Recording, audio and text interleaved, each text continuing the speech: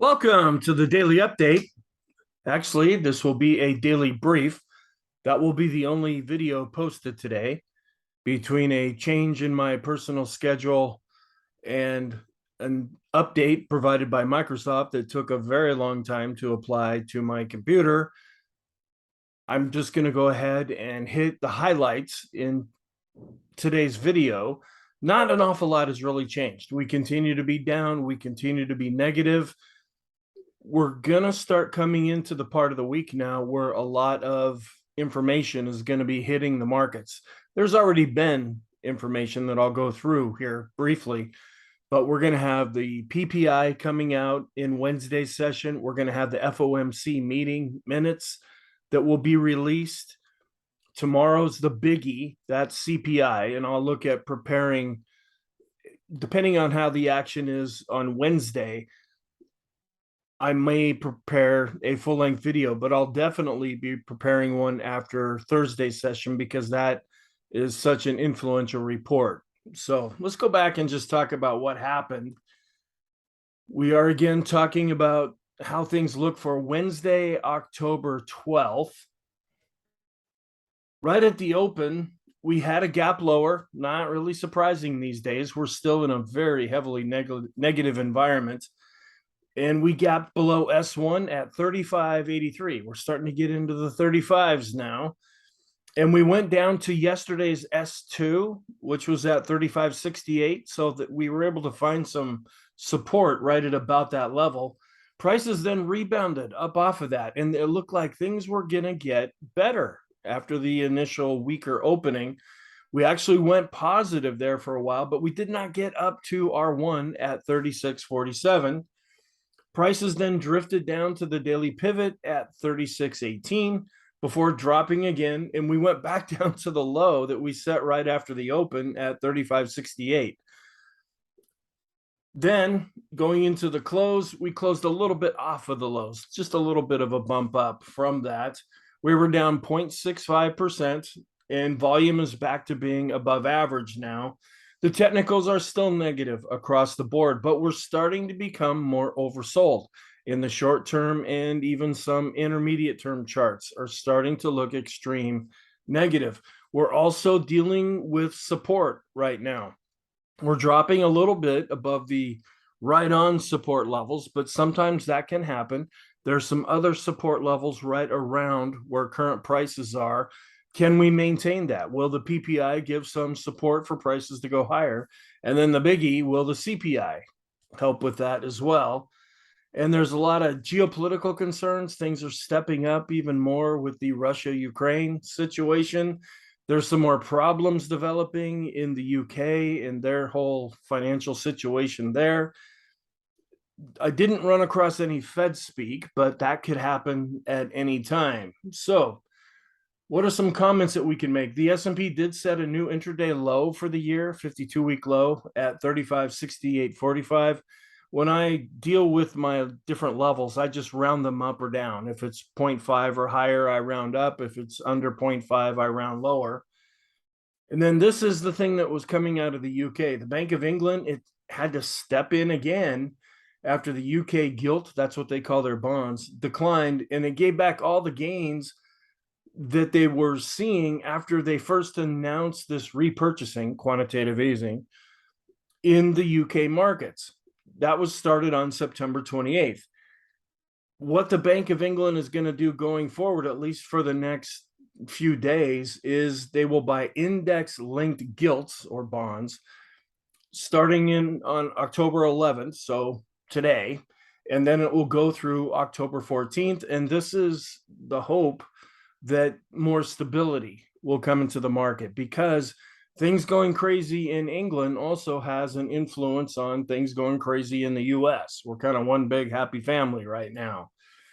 With the Bank of England in the UK, with this purchasing program ending soon, some had been starting to hope, well, maybe they'll let it go a little longer, because see, they were hoping that all this buying coming in will help keep things more stable.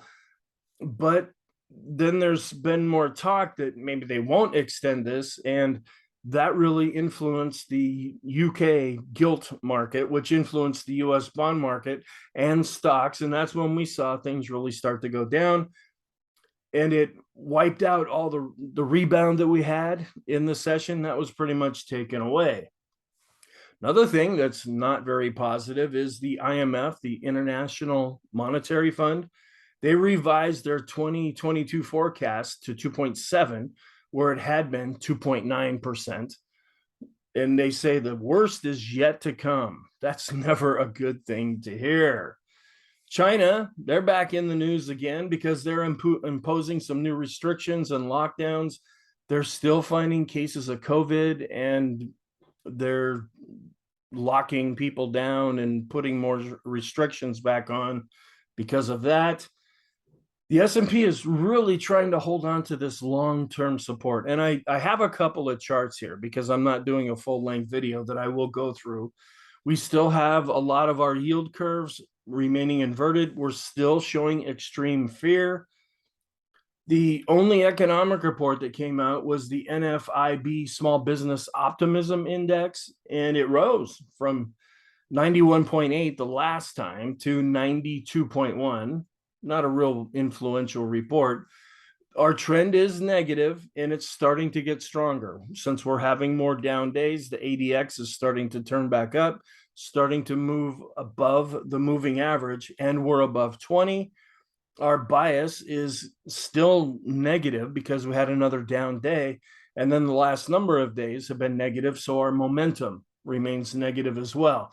Here's the intraday chart where we gapped lower down below S1, and then it looked like, okay, right down here, this was S2 in Monday's session. We found some support there, and it looked like things were going to get better. We actually went positive, went above the daily pivot. We never got up to R1, and then things drifted a little bit lower. And then the daily pivot was acting as support. Well, we finally broke down through that, came down, and pretty much hit the same low that we set earlier in the day, and then bounced up slightly going into the close. Here's the daily look at this. This long-term chart. This is the longer-term support that we've been talking about. Well, we continue to fall below that. Are we going to continue to really go down? The next level here is at about 3407 with S1 on our daily chart. And we can see at the bottom where the volume went back above average. This is the long-term support I've been talking about. This is a 200-week moving average, and we're just a little bit below that right now. Is this level going to hold, or are we going to fall down below that?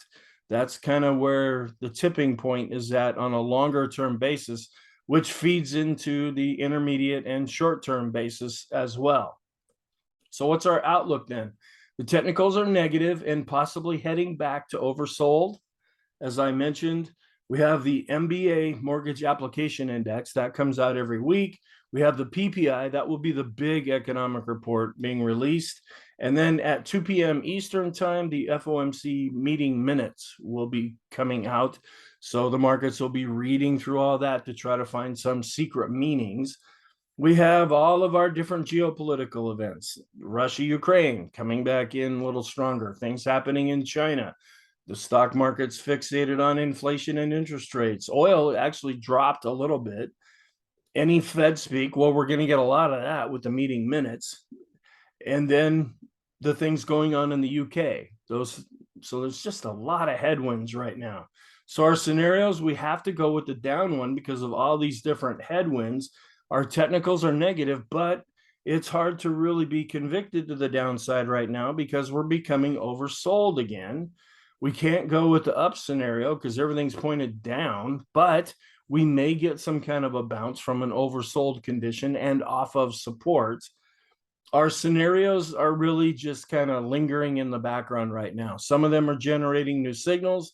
Some of them look like they were generating signals only to show some weakness currently. Our rotation is still not really going positive all that much. So things are just not looking all that good currently. And our technicals, of course, are negative. So you don't really want to try to have a long position with everything looking so negative. And I switched because the ADX is getting stronger. We can't really go with the sideways trend right now because the ADX is going up. We're above 20 and it is negative. So our conclusion, the S&P is negative. Yeah.